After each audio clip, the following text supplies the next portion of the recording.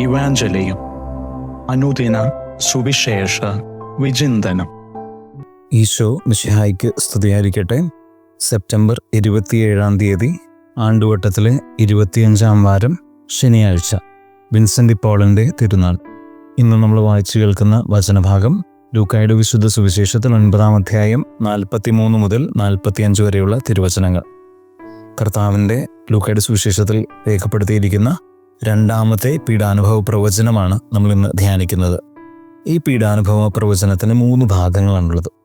ഏറ്റവും ആദ്യം വചനം പറയുന്നു, ജനക്കൂട്ടം മുഴുവൻ യേശുവിൻ്റെ പ്രവർത്തനങ്ങളിൽ വിസ്മയഭരിതരായിരുന്നപ്പോഴാണ് ഈ പ്രവചനം പറയുന്നത്. അപ്പോൾ സാഹചര്യം, അതിൻ്റെ കോണ്ടെക്സ്റ്റ് എന്ന് പറയുന്നത് വിസ്മയഭരിതരായിരിക്കുന്ന ഒരു ജനക്കൂട്ടത്തോടാണ് കർത്താവ് ഇത് പറയുന്നത്.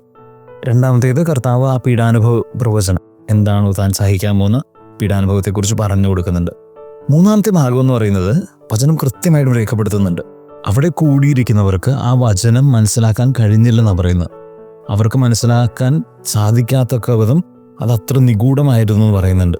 അവരോ അതിനെക്കുറിച്ച് കർത്താവിനോട് ചോദിക്കുന്നുമില്ല. നമുക്ക് ഇന്ന് ഇതിനെക്കുറിച്ചൊന്ന് ധ്യാനിക്കാൻ വേണ്ടി ശ്രമിക്കാം. സന്തോഷത്തിൻ്റെ എക്സൈറ്റ്മെൻ്റ് മകുടത്തിൽ നിൽക്കുന്ന ഒരു കൂട്ടം ആളുകളോട് കർത്താവ് പറയുന്നു, നിങ്ങളിപ്പോൾ ഒരു സൂപ്പർ സ്റ്റാർ പോലെ, ഒരു സൂപ്പർ ഹീറോയിനെ പോലെ കാണുന്ന ഈ ഞാൻ ഒരു സൂപ്പർ സീറോ ആയിട്ട് മാറാൻ പോകുന്ന ഒരു സമയം വരുന്നുണ്ട്. നിങ്ങൾ ചിന്തിച്ചു നോക്കേ, വളരെ നോർമൽ സാധാരണ മനുഷ്യരാണ്. അവർക്ക് ഒരിക്കലും അത് മനസ്സിലാവില്ല. കാരണം ഇതെന്തായി പറയുന്നത്? ഇപ്പോൾ അമാനുഷികനായിട്ട് പറയുന്ന വാക്കുകളും ചെയ്യുന്ന പ്രവൃത്തികളും ഇന്ന് വരെ കാണാത്തതാ. അങ്ങനത്തെ ഒരാൾ പറയുന്നു, ഞാൻ വളരെ സാധാരണക്കാരായ മനുഷ്യരുടെ അടുത്ത് ഏൽപ്പിക്കപ്പെടും, ഞാൻ സഹിക്കും, ഞാൻ മരിക്കും എന്നൊക്കെ പറയുന്നുണ്ട്. അതാണ് സൂപ്പർ ഹീറോനെ പോലെ അവർ കണ്ടിരുന്ന ഒരു സാഹചര്യത്തിൽ കർത്താവ് പറയുന്നു, ഞാൻ സൂപ്പർ സീറോയാണെന്ന്. ഇതാണ് ജനങ്ങൾക്ക് മനസ്സിലാക്കാൻ പറ്റാഞ്ഞത്. കാരണം നോർമലായിട്ട് ചിന്തിക്കുമ്പോൾ ഒരിക്കലും പറ്റില്ല. എനിക്ക് തോന്നുന്നു ഇതിലൂടെ കർത്താവ് പറഞ്ഞു വെക്കുന്ന വലിയൊരു കാര്യമുണ്ട്. ദൈവം പ്രവർത്തിക്കുന്ന ശൈലി എങ്ങനെയാണ്? അതൊരിക്കലും മനുഷ്യർ വിചാരിക്കുന്നത് പോലെയല്ല. മനുഷ്യൻ്റെ കണക്കുകൂട്ടുകൾക്കനുസരിച്ചാലും അല്ല ദൈവം പ്രവർത്തിക്കുന്നത്. നമ്മളെപ്പോൾ ഈ സുവിശേഷത്തിലും പഴയ നിയമത്തിലൊക്കെ നമ്മൾ ശ്രദ്ധിച്ചാൽ മനുഷ്യൻ കണക്കുകൂട്ടുന്ന ഒരു കണക്കുണ്ട്. അതിന് നേർ വിപരീതമായിട്ടാണ് ദൈവം തീരുമാനിക്കുന്നത്.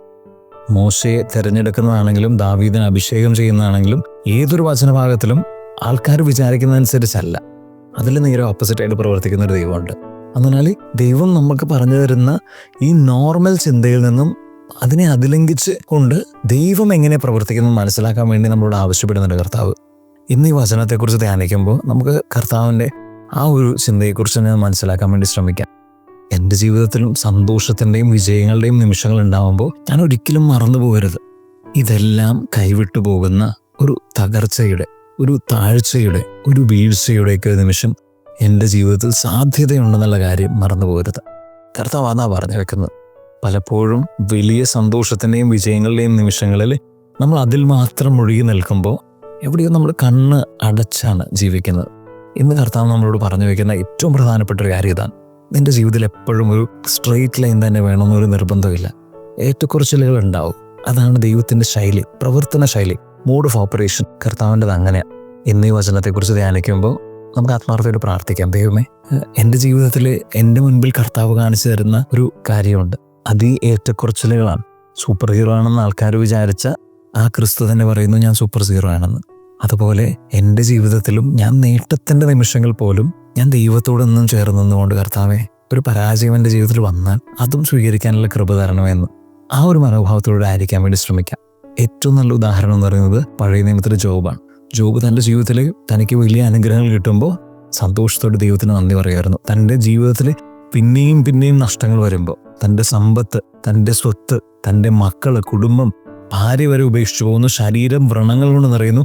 ഇങ്ങനെ ബുദ്ധിമുട്ടുന്ന ഓരോ നിമിഷവും ജോബ് പറയുന്ന ഒന്നാണ്, ദൈവം തന്നു, ദൈവം എടുത്തു, ദൈവത്തിന് നാമം മഹത്വപ്പെടട്ടെ.